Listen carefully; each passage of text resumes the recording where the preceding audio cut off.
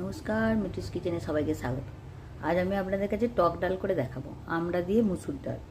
তার জন্য কড়াতে তেল দিয়ে দেব।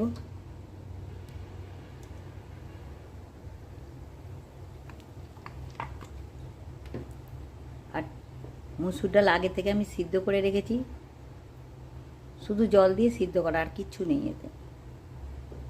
আর আমড়াগুলো ছাড়িয়ে রেখেছি।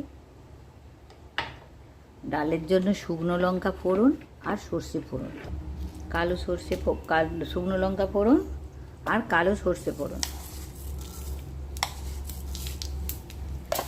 সর্ষেগুলো যখন চটপট করে ফুটে উঠবে,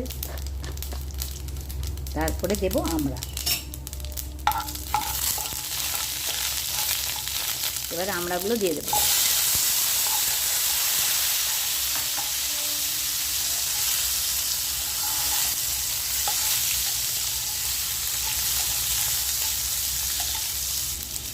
এবার দিয়ে দেব ডাল সিদ্ধটা।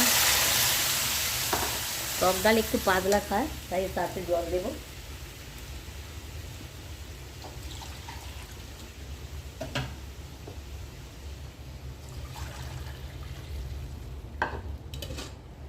আর দেব হলুদ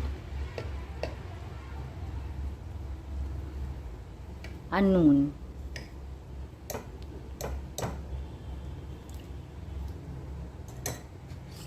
ফুটবে ডালটা, একটু চাপা দিয়ে দেব।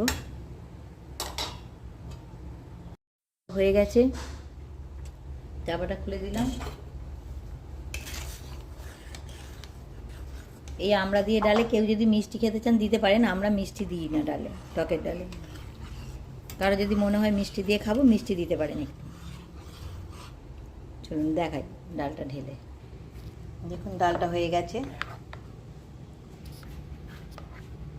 আমড়া দিয়ে টকের ডাল, মুসুর ডাল।